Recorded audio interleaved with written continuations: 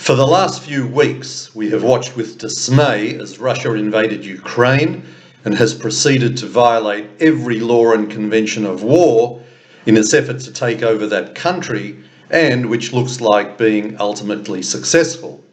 And while strictly not a Jewish issue per se, there are indeed some factors, such as Ukrainian President Volodymyr Zelensky being openly Jewish, and the fact that Israel and the diaspora mobilised quickly and effectively to rescue thousands of Ukrainian Jews and get them to Israel, or at least out of Ukraine. Again, proving that it is a light unto the nations, Israel is now planning to establish a field hospital in western Ukraine.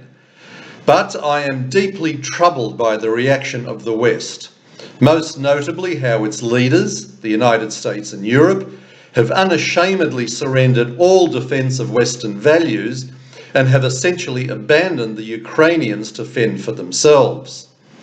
Yes, there have been some shipments of weapons to Ukraine, but too little and with no real commitment to support this democratic nation in its fight against an authoritarian invader.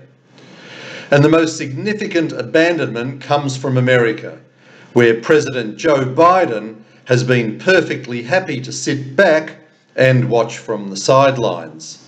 All he has done is offer his prayers, his support, and imposed financial sanctions on Russia, which, whilst they may be somewhat effective in the longer term, won't help right now as Ukrainian cities are being reduced to rubble and its civilians massacred.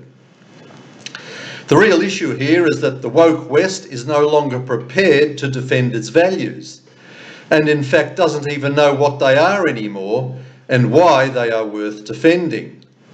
In schools, the study of history, which helps avoid the mistakes of the past, has now been downgraded and replaced with things like gender and climate change subjects.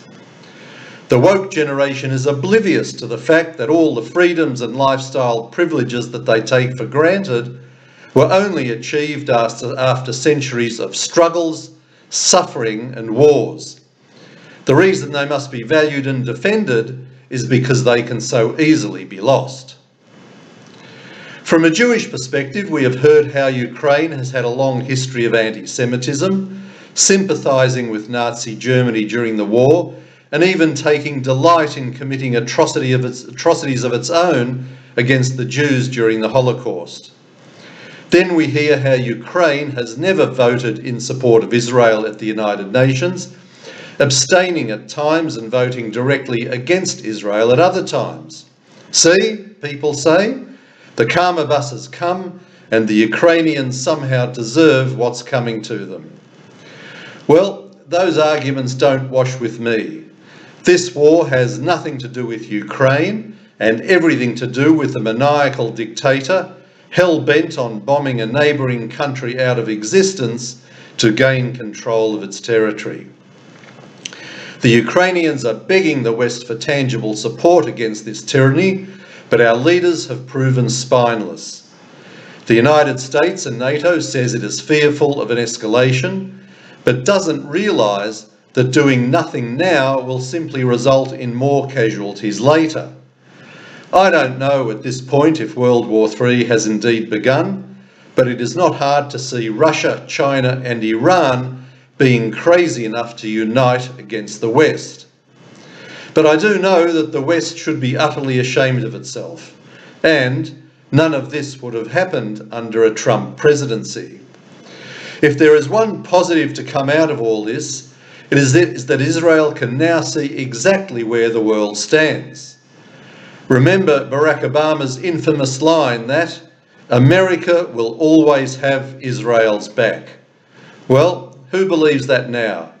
In fact, we can see exactly how much of a friend the West will be, and when the time comes to do something about Iran, be it sooner or later, Israel knows exactly who it can rely on. Precisely no one. But in Israel, I'm sure that this is one history lesson that will not be overlooked. This is Alan Freedman for the Australian Jewish Association.